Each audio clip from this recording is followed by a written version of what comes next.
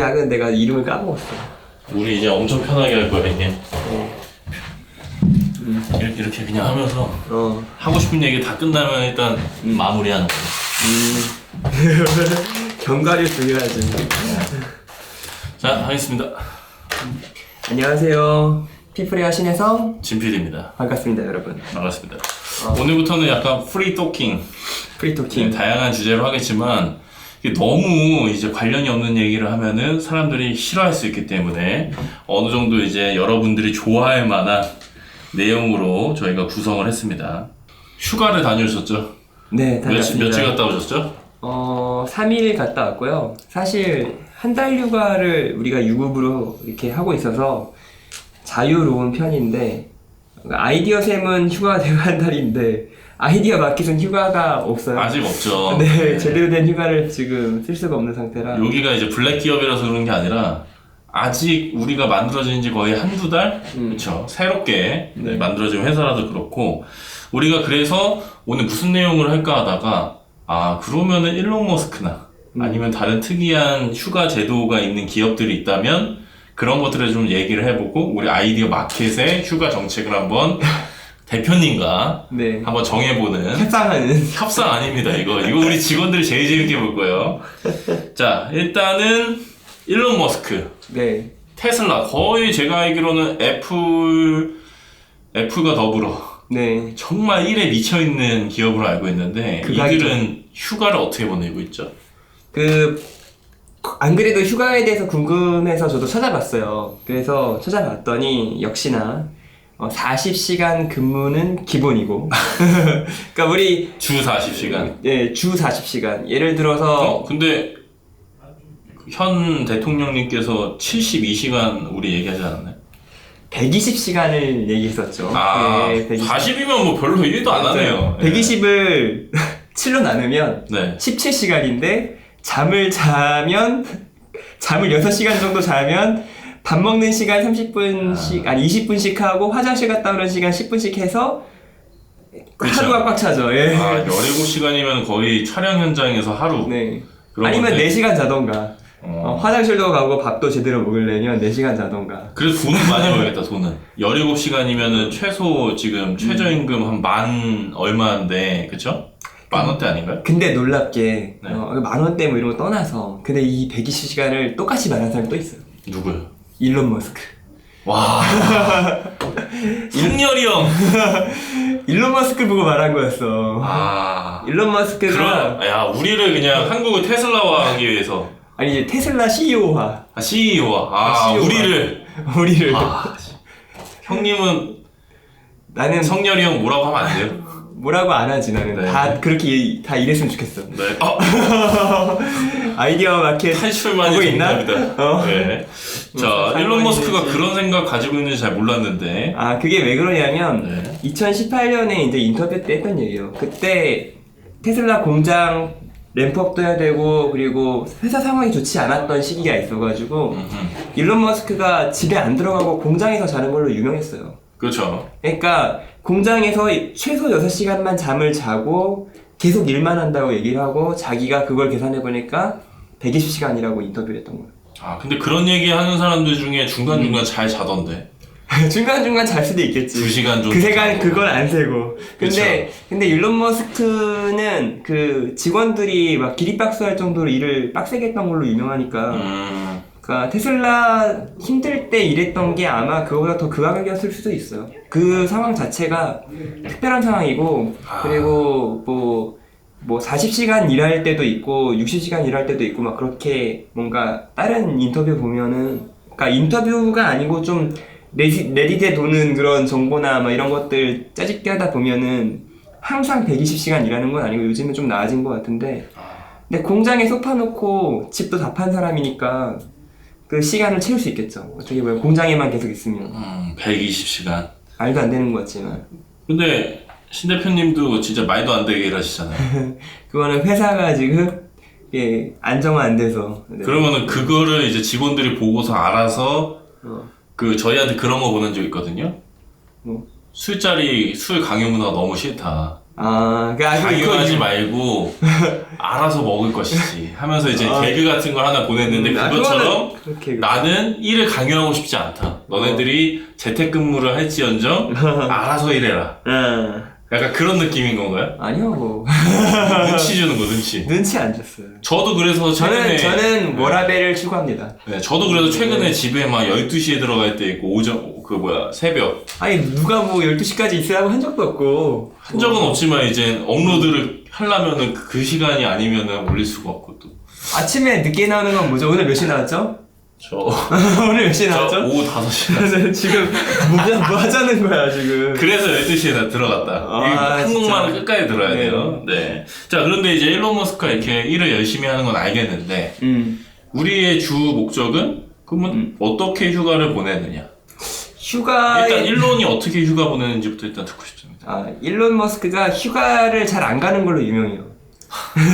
그래서 지금 우리 미친 휴가 정책 만들어야 하는데 지금 뭐 하는 거죠? 그러니까 머스크가 가는 방향이 우리의 방향은 아니니까. 그쵸. 일론 머스크가 휴가 갔다가 뱀한테 한번 물린 적이 있어요.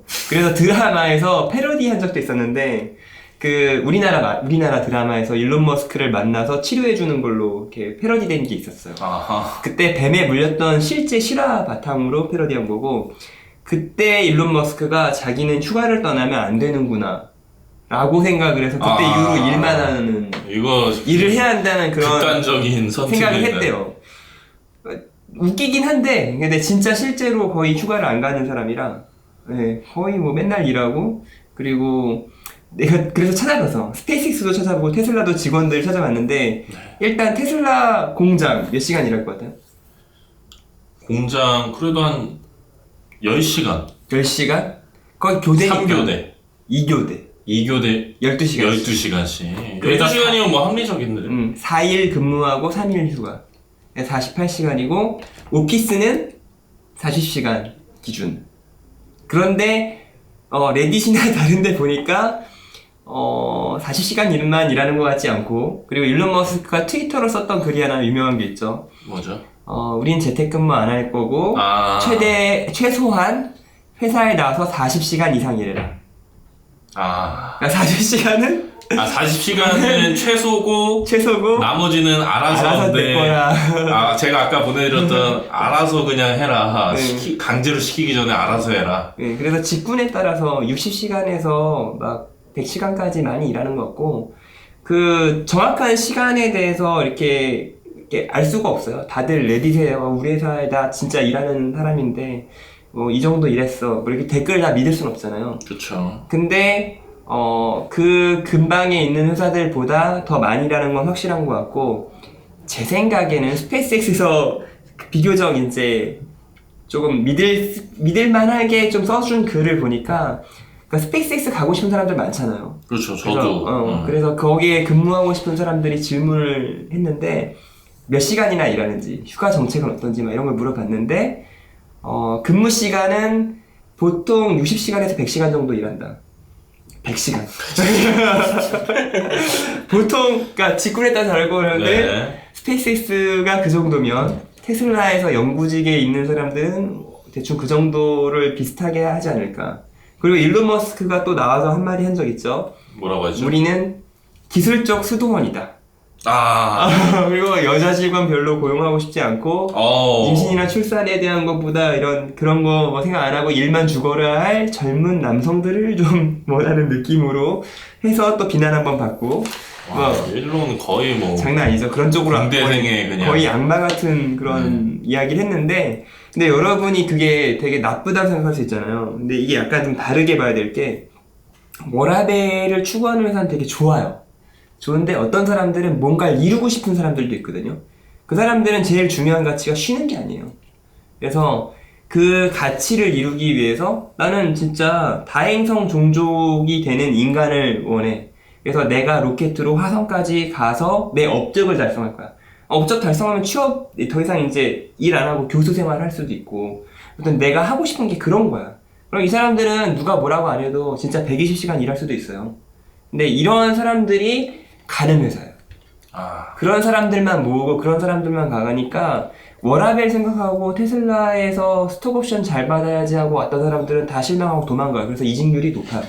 그러니까 업계 1등을 찍을 거야 라고 하는 사람만 아니 분야 업계 1등은 일론 머스크의 이미? 목표겠지만 나는 다른 목적이 있는 거지. 나는 AI 최고 권위자가 될 거야. 나는 AI 분야에서 선구자가 되어서 로봇들한테 인공지능을 심어주는 그런 일을 인류 역사 처음으로 해낼 거야.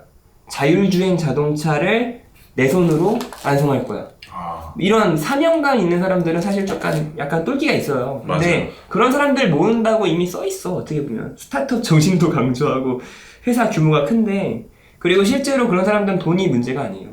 어차피 스톡옵션으로 돈 받고 내가 인정만 받으면 뭐 재정적인 거를 고민할 사람들은 아니죠. 근데 제가 대표님한테 이런 얘기 하긴 좀 그렇지만 왜 이렇게 테슬라 얘기하는데 지금 휴가 얘기하고 있는데 왜 이렇게 휴가. 이거 혀가 지금 저기 TV에 닿았거든요. 왜 이렇게 혀가 길죠 지금? 네. 이거 휴가가 없습니까 설마? 휴가 있는데 휴가는 한 달에 1.25일씩 네? 연차가 있대요. 한 달에 네, 1.25? 그래서 1년에 아마 15일 정도 테슬라랑 스페이스X랑 똑같은 제도를 가지고 있는 걸로 보여요. 그러면은 그렇게 적은 건 아니네. 주말엔 쉴 거 아니야? 한국이 아니야. 주말엔 쉴 거야. 연차수 쌓이면 그냥 연차제도 가지고 있는 한국이 더 나을 수도 있어. 오래 일하는 사람 입장에서는. 진짜로. 왜냐면 우리가 1년 근무하면 연차가 하나 더 생기고 2년 근무하면 또 하나 생기니까 결국에는 역전돼서 거기보다 나을 수 있죠. 저는 테슬라나 스페이스X의 그 정책을 따르고 싶지 않습니다. 자, 우리 그러면- 영상에 대한 사명감 없나요? 저는 수도원 가고 싶지 않거든요. 저는 인생 최대의 목표가 연애이기 때문에 지금. 이 최고의 유튜브 거리자가 되고 싶지 않아요? 저는 그래도 유튜브에서 나름 1등 한번 찍어봤는데요. 권위자가 되는 게 중요한 게 아니라 오랫동안 있는 게 중요한데 저는 이런 느낌. 너무 아파. 약간 이런 느낌. 올라갔다가 바로 떨어졌는데 진짜 낙하산이 없네. 뒤질 뻔했습니다. 자, 아무튼 뭐 어떤 느낌인지는 알겠고요. 네. 자, 그러면은 이제 테슬라는 약간 기술적 수도원이라는 명명이 있는 네. 블랙 기업이라는 건 잘 알았고 자, 블랙 기업은 잘 알았고 조금 재미난, 제가 한번 찾아봐 달라고 한 재미난 휴가를 가지고 있는 기업들 중에 혹시 준비하신 건 뭐가 있을까요? 딱히 준비할 필요가 없었던 게 넷플릭스 제도가 괜찮았어요. 요번에 그 주가를 폭락시켰던 그 넷플릭스. 그 폭락될 이유가 없는데. 네, 주가 얘기하실 건가요? 혹시? 아니요, 저 주가 얘기하고 싶진 않습니다. 네. 하여튼 구독자가 늘었는데. 불만이시면 한번 넷플릭스 키워드로 하나 하시죠. 네, 준비 잘 부탁드리겠습니다. 자, 휴가 어떻습니까? 넷플릭스의 휴가. 넷플릭스는 자율 출퇴근이요. 좋네요. 우리랑 비슷하네. 네, 그래서 그게 모티브를 따서 아이디어샘이 운영하고 있어요, 현재. 아이디어 마켓도 자율 출퇴근인지 모르겠는데 아무튼. 네, 근데 이게 이제 도입이 가능한 분야가 생산직은 안 돼. 그리고 우리 같은 경우는 촬영을, 출장을 가야 되니까, 네네. 그땐 또 일해야 되니까, 그것도 자유롭지 않죠. 그쵸. 근데 이제 IT 인력일 경우에는 개발만 하고 앉아서만 일한다고 하면 출퇴근을 하던 말던 감시할 필요가 없다. 근데 조금 잔인한 부분이 있어요. 넷플릭스는 뭐 휴가를 따로 낼 필요도 없지. 내가 쉬고 싶은 만큼 쉬어도 돼요, 심지어. 그런 제도의 특징 자체가 말도 안 되는 거야. 감시를 안 하고 감시를 포기한 거야. 결과물만 가져. 그 말인즉슨 없으면 안 돼 있으면 자른다.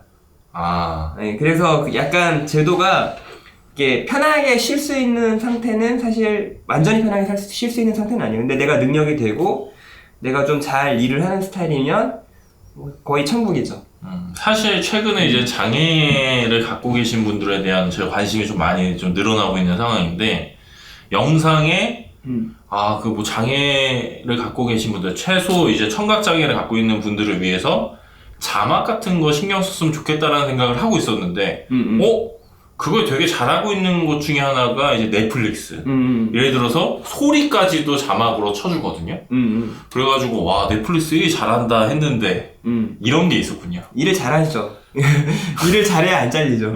엄청 잘해놓는구나 이제. 나 엄청 잘해놨고 시간 남네? 그러면 나 쉴 거야. 약간 이런 느낌. 그러면 우리는 넷플릭스로 가야 합니까? 우리도 그렇게 갈 수 있죠. 아, 촬영 안 나가면 너 잘리고, 그리고 너 편집 안 해놓으면 너 잘리고, 다 자르다 보면. 자르는 거 옵션별로. 너 휴가? 푹 쉬어. 푹 쉬어. 원아웃.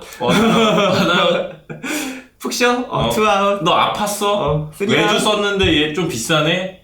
원아웃. 요번에 진짜 아파서 한 분이 못 갔잖아요? 네, 구멍이 났죠. 원아웃인가요?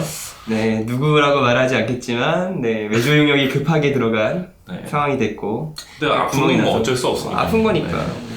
아무튼 그분 되게 잘하셨다고 하더라고요, 일을. 네, 이게 전문가니까. 네, 아무튼. 되게 섬뜩한 우린 넷플릭스를 가야 할 수도 있겠고요. 근데 이제 넷플릭스로 준비하신 게 끝인가요? 근데 사실은 우리 회사도 제도가 꽤 좀 특이해요. 우리는 근데 그렇게 막 잔인하진 않거든요. 오히려. 그쵸. 오히려 이제 그런 휴가 제도도 있고, 연차 쓴다고 하면 우린 연차 제도를 쓸 필요도 없지만 그냥 뭐 연차 쓴다고 하고 하루씩 한 달에 한 번씩은 다 알아서 쉬니까. 그리고 누가 아기가 이제 아프거나 아니면 유치원을 데려가거나 이런 상황이 되면 또 그냥 별 무리 없이 하루 전날 한다 하더라도 그냥 갔다 오세요. 뭐 그렇죠. 쉬세요. 아프면 쉬세요. 뭐 이런 분위기인데, 이게 되게 중요한 게 뭐냐면 신뢰가 있어야 돼요.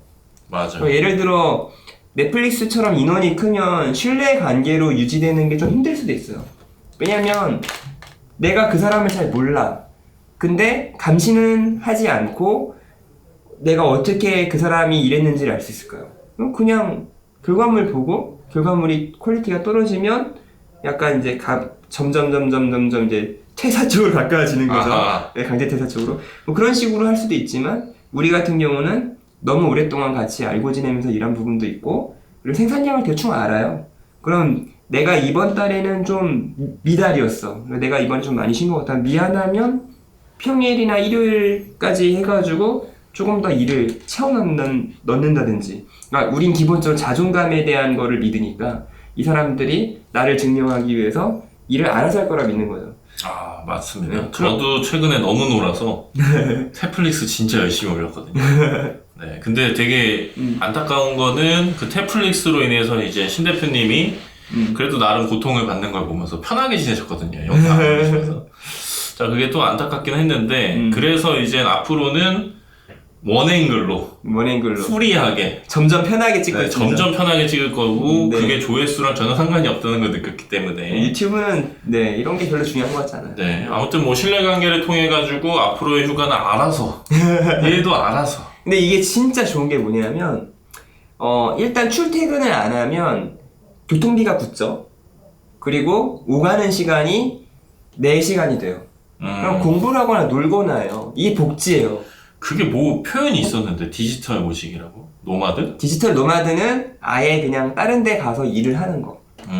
근데 원격으로 출퇴근 관리를 하면 그것도 출퇴근 관리가 원격으로 할 수 있는 거라서 아하. 원격 출퇴근 시간에 이제 나와야 된다 이런 회사도 있거든요. 근데 우리는 그런 거조차 없어요. 그렇죠. 그러면은 감시하는 일이 없고 감독할 일도 없으니까 제 입장에서 엄청 편하고, 그리고 또 다른 친구들도 역시 편하고, 모여서 회의해야 될 때만 바짝 모여서 회의하고 일정 정하면 그 일정만 지키고. 그러면 서로 비용이 많이 줄어들어요. 스트레스도 많이 줄어들고. 근데 감시하려고 들면 뭐 지문 센서 하나 달아야 되고, 체크한 다음에 그걸로 시간 플러스인지 마이너스인지 봐서 월급에서 제할지 말지 고민해야 되고, 그리고 오가는 시간 맞추기 위해서 사람들이 가장 많이 차를 타고 내리는 시간에 출퇴근하니까 스트레스 받고 시간도 써야 되고 차비도 써야 되고, 이게 다 비용으로 이어져요. 그렇죠. 그리고 장소에 대한 것도 더 뭔가 많이 필요하게 되죠. 물품도 더 있어야 되고 식사비도 아무래도 좀 더 챙겨줘야 되고, 이게 다 비용이에요. 서로. 그러니까 결론은 알아서 잘하면은 그럼 정말 좋은 되죠. 거예요. 예. 그러니까 예를 들어 우리나라가 실내사회니까 택배 놓고 가잖아요. 맞아요. 그건 근데, 진짜 신기하죠. 그게 이제 누구나 다 가져가는 곳이라면 우리는 집집마다 다 택배 보관함을 놔야 돼요. 근데 지금 우리나라 사회가 그만큼 실내사회에 가까워서 저는 근데 그건 아니라고 생각합니다. 뭐요? CCTV가 있기 때문에 범죄를 생각하지도 못하는 사회가 아닌가. CCTV가 없어도 심지어 이렇게 놓잖아요. 예를 들어 건물 안에 들어가면 그 안에 택배 그 층 사람들끼리 훔쳐갈 수도 있잖아. 근데 그런 일이 거의 안 일어나니까 막 던져놓고 가고. 거의 안 일어나죠, 거의. 예. 일어나긴 일어나겠죠. 그리고 그걸로 인해서 막 누가 뭐 A4지 붙여놓고 뭐 이런 일이 일어나긴 하는데. 그런 게 생기면 그때 뭔가 바뀌는 것 같아요, 조금씩. 어쩔 수 없는 거기에는. 자, 아무튼 네, 우리 팀원들 말하기 전에 알아서 일 잘하고 알아서 쉬세요. 네. 감시 체계를 하나씩 네. 자연스럽게 여러분께서 하나 둘 실수할 때마다 사무실 나오셔야 할 수도 있고요. 그리고 이제 그쵸. 뭐 일하는지 안 일하는지 이제 뭐 캠을 켜놓고서 이제 우리 같이 네. 뭐 디스코드 같은 데 들어와가지고 캠 켜놓고 예전에 모 대기업에서 모니터 위에 카메라로 감시하는 거 한번 그쵸. 질타를 받은 적 있죠. 네. 우린 하면 안 되겠군요. 우리는 다 캠 일단 사놓고 네. 아무튼 우리 대표님의 생각은 이거니까 이제 직원분들은 이걸 보시고선 저는 네. 생각을 얘기하지 않았어요. 네, 댓글 아이디어 달아주시고. 마켓은. 네, 아이디어 마켓 일단 고민이 많습니다, 우리도. 네. 자, 그런데 이제 조금 더 이제 주제가 더 있죠. 이대로 네. 끝나면은 좀 재미없을 것 같아서 네. 최근 주제를 좀 갖고 왔습니다. 오늘 그 휴가 어디로 가셨어요? 휴가는 천안 선호배. 선호배. 네. 더웠습니까? 아니면은 시원했습니까? 더웠죠. 엄청 더웠죠. 네네. 자, 그런데 유엔 사무총장이 이런 얘기를 했습니다. 지구 온난화 시대는 끝났다. 이렇게 더워 죽겠는데. 그렇죠. 뭐라고 했는지 아십니까? 이제는 끓는 시대다. 와, 열대화 시대를 거의- 이제 얘기를 했습니다. 네. 근데 이거 우리 항상 얘기했던 거죠. 맨날 얘기했었죠. 네. 우리가 북극해에 갔는데, 음.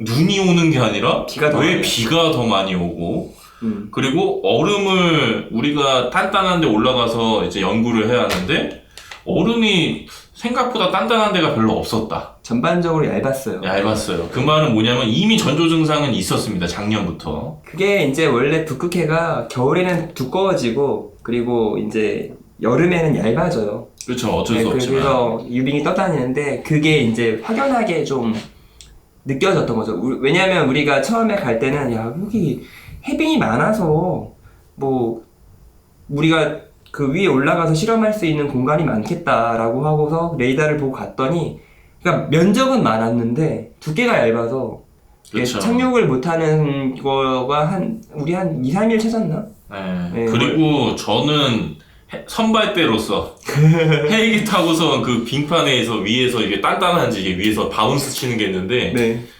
나는 그게 그렇게 위험한 일인지 몰랐어요. 그러니까 이게 촬영 따라가라서 간 건데 진짜 위험한 일이었어. 그때 갈 때 진 PD 몸 딱 보더니 라파엘이라고 헬리콥터 조종하는 친구가 너 안 된다. 약간 이거 되나? 이런 느낌으로 100km인데 고만 말인데. 약간. 그리고 가서 뭘 했나 봤더니 이제 가서 해빙 위에서 해빙이 착륙이 가능한지 헬리콥터 살짝 앉아보는 거예요. 앉았다 가는지 어떡해. 엄마 사랑해. 우리 자동차 바퀴만 잠기면 동작을 안 하는데 헬리콥터는 어느 정도 들어가야 되는지 모르겠지만 큰일 날 뻔했습니다. 그쵸. 그 진짜 위험한 일이었고 네. 그리고 내렸을 때도 연구하기 전에 이제 그 가판장님이 네. 쫑구이라는 친구였는데 쫑구가 줄 짜비레이 하면서 막 되게 유명한 일화가 있었습니다. 뭐 올릴 수 있으면 올리겠지만 뭐 네. 웬만해서 안 되겠죠. 네. 자, 아무튼 이런 상황이 일어났는데 사실 이제 되게 나쁜 얘기만 있진 않더라고요. 되게 놀라웠던 일. 러시아가 왜 강국인가 했더니 만약에 북극해에 있는 얼음이 다 녹아버리면 열대야가 와가지고 새로운 신항로가 개척된다고. 그쵸. 우리나라한테도 좋아요. 그 항로로 이렇게 가면은 유럽 갈 때 훨씬 더 짧게 갈 수 있고 스웨즈나 통과 안 해도 되니까 더 큰 배가 가도 되고. 그러니까 죽으라는 법은 없는 것 같습니다. 네. 그래서 러시아랑 미국이 이렇게 좀 약간 양분하는 느낌이잖아요. 뭔가 그 이익을 그런 걸 보면서 와 러시아가 괜히 강국이 아니구나. 그때 이제 개척했던 항구들, 만들던 항구들이 다 나가리 됐죠. 우크라이나 전쟁 때문에 유럽에서 무역을 해야 되는데 그러니까 왜 그러셨어요? 저 이해가 안 가요. 진짜 이해가 안 됩니다. 네, 되게 유명한데 아무튼 그런 자료는 많으니까. 네. 근데 이 열대야가 요번 연도만 그런 게 아니라 이제 앞으로 계속 그런다면 네. 뭔가 이제 경제적 이권 같은 게 좀 바뀌는 일이 있을까요? 뭐 예를 들어서 강남 한번 얘기를 해주셨는데 강남 얘기 막 했었죠. 강남 거주자분들이 경악할 만한 기겁하실 만한 강남 멘트를 거주자 다가 아니라 이거는 근데 제가 얘기한 게 말 아니에요. 잘하셔야죠. 제가 얘기한 게 아니라 자, 그러니까 우리나라 출처를 정확히 얘기해 주십시오. 피해 가야 합니다, 우리. 그 교수님 이름이 성함이 생각이 안 나네요. 근데 그 내용은 단순해요. 그냥 우리가 여태까지 그 침수나 아니면 이게 홍수 피해에 대해서 되게 많이 생각을 안 했었는데 이제 좀 더 민감하게 생각해야 된다는 거죠. 예를 들어서 20년에 한 번 홍수가 나면 침수 지역이야. 그래서 잘 몰라. 20년 지나면 이제 누가 와서 월세를 살건 전세를 살건 그렇게 해도 20년이니까 기억이 잊혀질만 할 때 다시 홍수가 나는 거잖아요. 그럼 피해자가 될 수 있겠죠. 그리고 상당히 많은 사람들은 뭐 2, 3년 단위로 계약한 다음에 나가고 그러니까 잘 몰라요. 근데 역대 자료를 보면 침수했던 지역들이 많이 있어요. 강남 지역이. 아무래도 지대가 낮은 곳이 많다 보니까. 그걸 이제 서울 전체에 대해서 서울대 학생들이 뭐 맵으로 만든 게 있고, 그리고 그런 데이터를 실제로 다 가지고 있는데 오픈을 안 할 뿐인데, 그리고 공공연하게 오픈을 하지 않는다는 거예요. 누구나 확인하고 찾으면 찾겠죠. 근데 그런 자료에 대해서 이제 우리가 항상 보게 될지도 모른다는 거죠. 계약하기 전에. 왜냐면 침수가 강남이 이번에 올해는 넘겼는데 다음에 또 생겨요.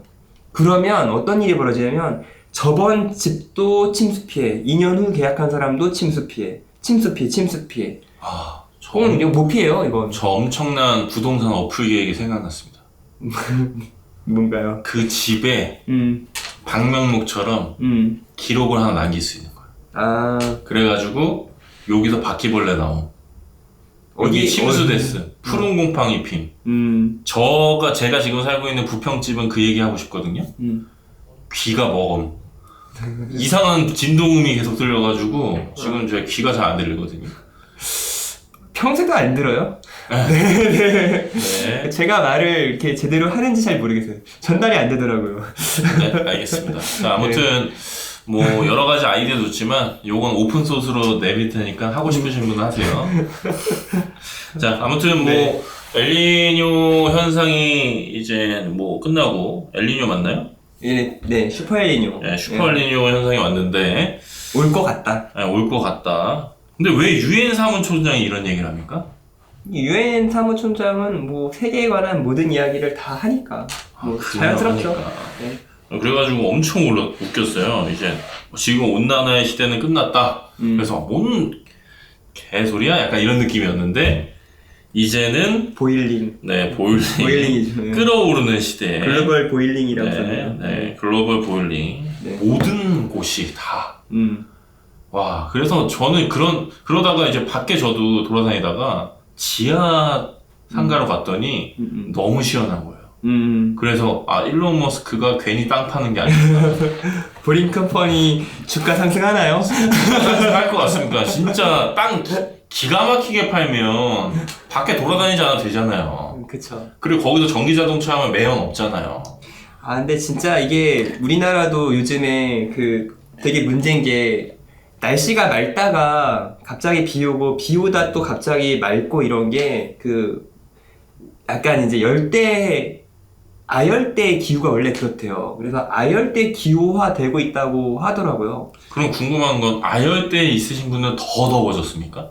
더 더워지겠죠. 우리나라가 뭐 여름이 짧아졌다는 그런 속설이 있는데 여름이 짧아진 게 여름이 길어졌고 봄, 가을은 조금 짧아지고 겨울이 많이 줄어들었다고 하더라고요. 겨울이 줄어들었다. 네, 그래서 최재천 교수님 같은 경우는 그런 얘기도 했었어요. 제가 최재천 교수님 채널을 되게 좋아하는데 최재천의 아마존이라는 채널을 되게 좋아하는데 거기서 우리나라 식물들이나 우리나라 원래 토종 사과나 뭐 이런 작물들 있잖아요. 그게 북쪽으로 올라간다고 하더라고요.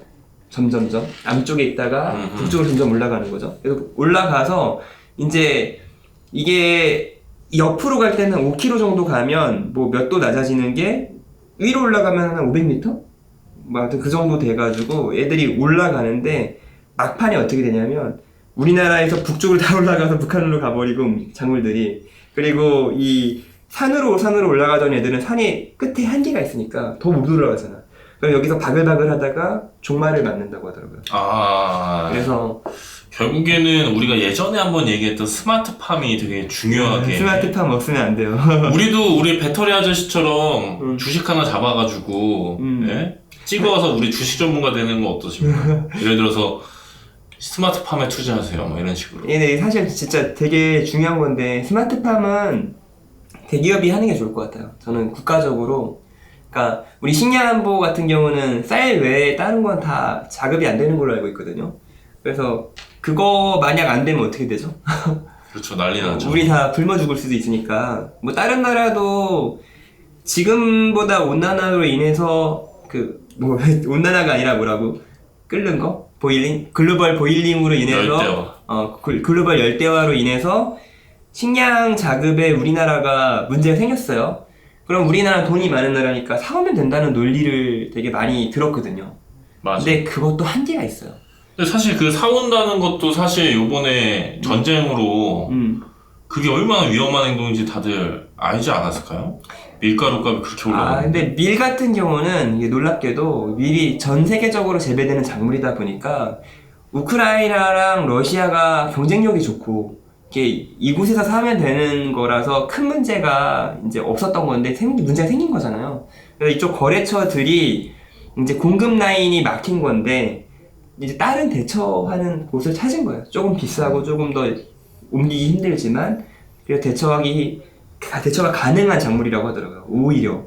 그래서 미리 생각했던 것보다 데미지가 크진 않았다. 그리고 이번에 흑해에서 돌아다니는 그 상선에 대해서는 서로 공격하지 않기로 이렇게 조그만 회랑 같은 거를 물길로 만들어서 이쪽은 우리 공격하지 말자 라고 해서 러시아랑 우크라이나 밀 같은 거를 수출할 수 있게. 왜냐면 러시아도 아프리카에 친러시아 국가가 많은데 거기에 이제 식량이 부족해지면 아랍의 봄 같은 식량 부족 사태로 일어나는 정권 전복 현상이 일어날 수 있잖아요.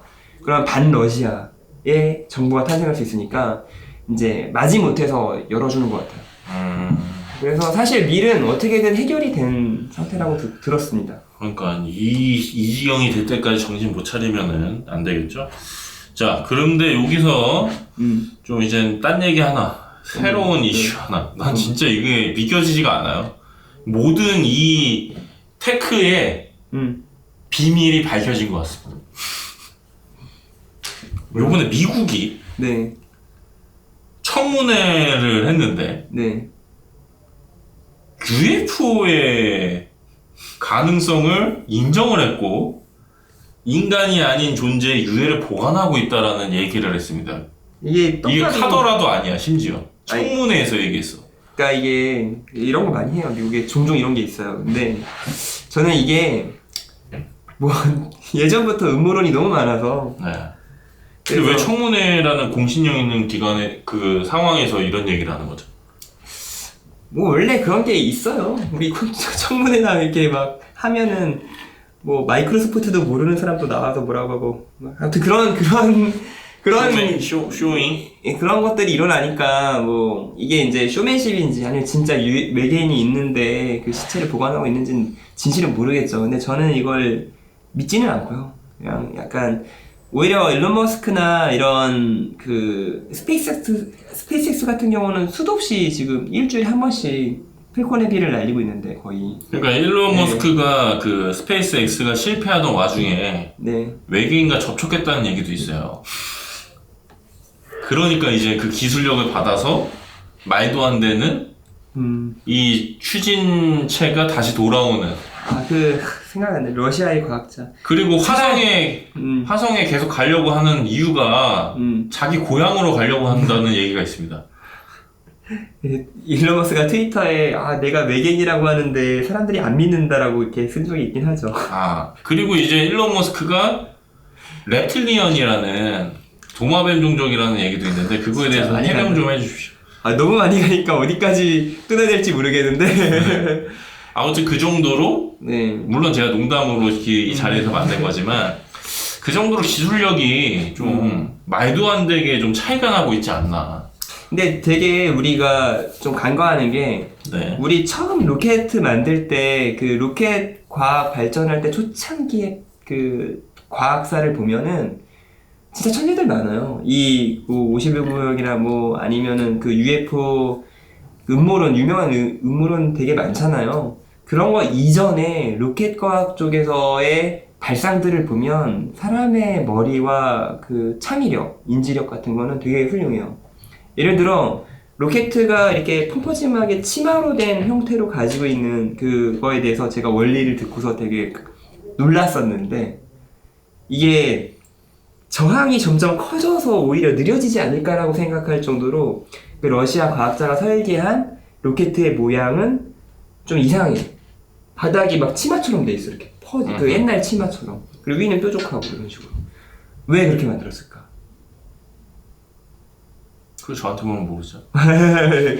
그게 음속을 넘어가는 순간부터 오히려 속도가 빨라지게 만드는 그런 이론들이 있어. 그러니까 우리가 생각하는 것들이랑 많이 뭔가 상상이랑 다른 그런 구조들이 막 나오는데 그런 것들에 대해서 우리 선대 과학자들이 많이 연구해놓고 이론에 대해서 생각한 것들이 있거든요.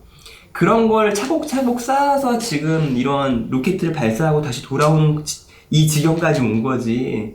그냥 갑자기 누가 뜬금없이 외계인이 와서 뭐 이렇게 하면 날아가. 사실 말도 안 되는 것 같아요. 자, 그러면은 다른 이론 제가 하나 제시해 드리겠습니다. 네네. 이거는 이제 음모론이라서 저도 눈으로 보기 전까진 네네. 외계인이 진짜 휘 하면서 내려오는 거 전까지는 저도 믿질 않아요. 네네. 반대로 이 세상이 매트릭스 세계다. 아, 그것도 가능성이 있죠. 자, 이걸 믿으시는 분이 아니, 가능성이 외계인을 안 믿어? 아니, 외계인도 가능성이 있다고 했어, 아까 내가. 오케이. 가능성을 부정하는 게 아니라 확률이 낮다고. 신이 있나요? 그러면은 뭐 어느 종교에 신이 있나요? 그러면 가능성은 있죠. 하지만 확률이 낮네요. 다 똑같은 말이야. 마찬가지로 매트릭스도 진짜 매트릭스일 수 있어요. 안 그래요? 어떻게 할 거야? 일론 머스크 아니 심지어 일론 머스크가 그런 말도 했어. 네. 이거는 매트릭스 가상 현실일 확률이 훨씬 더 높다고. 하지만 너무 현실 같아서 뭐 하여튼 자기는 뭐 매트릭스 확률이 더 높다고 이렇게 표현을 한 적이 있으니까. 내가 주인공인 일론 세계로 머스크는 다시 외계인의 태어나겠지. 가상 현실 주인공일 수도 있나? 근데 어느 날은 그런 얘기를 했어요. 이 세상이 만약에 그 매트릭스 세계고 주인공이 한 명 있다면 그건 일론 머스크다. 너무 많은 거라니까. 네, 머슬람스러운 그런 대답 잘 들어봅니다. 자, 여기까지 하죠. 더 가다가는 진짜 종교입니다. 종교로 갈 것 같아요. 종교입니다 거의 이거. 자, 제가 새로운 신약을 하나 보여드리겠습니다. 제가 이제 급성당뇨로 쓰러지고 나서 요번에 우리 이기성 원장님이 주신 건데 이게 뭐냐면 이걸 먹으면 살이 빠진대요. 네. 몸속에 있는 당분을 당분을 이제 배출을 해가지고 네. 목이 좀 마를 수 있다. 하지만 이걸 먹으면 살이 좀 빠질 것이다. 그래서 개꿀 하면서 열심히 먹고 있습니다. 근데 이 얘기를 했더니 갑자기 이게 신약이라고. 아니 신약이 아닐 수도 있고 그러니까 이번에 원래 다이어트 관련된 일론 머스크도 먹었던 위고비라는 게 있는데 다이어트 어떻게 성공했냐? 그러니까 위고비 먹는다고 했었어요. 근데 그 주사를 맞는 걸로 알고 있는데 뭐 배에 꽂나? 근데 그런 거를 원래는 당뇨 치료로 만들었는데 하다 보니까 이게 살 빼는 거랑 관련이 있는 제품이 있는 거죠. 그래서 이번에 대박난 그 회사가 있는데 회사 이름이랑 약 이름이랑 생각해 즉흥적으로 나오니까 내가 이거 검색해보세요. 검색 찬스 드릴게요. 이제 릴리가 개발하다가 이제 발표를 한 내용이다. 릴리 같아 릴리. 이 정도면 사서 먹어야겠는데? 주사로 하는 걸로 알고 있어. 배에 꽂는 거야. 당뇨를 고칠 때 쓰는 거야. 그래서 이게 지금 약이 모자라. 그래서 한국까지 올 약이 없습니까? 비만 치료로 쓰려고 하는 그 물량을 한국에 올 거고. 언제 와요? 비만 치료보다 당뇨로 먼저 치료해서 그 약을 비만 치료로 쓰고 싶은 사람들이 못 쓰는 상태. 당뇨가 먼저니까. 당뇨가 먼저입니다, 여러분들. 근데 이게 확실히 혈당이나 대사 장애를 어느 정도 케어를 하면은 살은 그때부터 빠진다고 하더라고요. 그러니까 이게 되게 놀라운 게 이번 약이 기존에 있던 위고비보다 위고비 원래 다이어트 하는 걸로 해가지고 되게 비싸거든요. 1일 치술에 뭐 300만 그쵸. 원인가 막 말도 안 되는 가격을 아마 받아내는 걸로 알고 있어요. 근데 그거를 대체하는 정도가 아니라 압살하는 성능을 가지고 있어요. 심지어 저희가 이제 옛날에 음. 그 건강기능식품도 뭐 만들긴 해봤는데 한국 같은 경우에는 다이어트가 된다라는 문구를 쓰기 위해서는 가르시니아 캄보지트라는 성분이 들어가야 돼.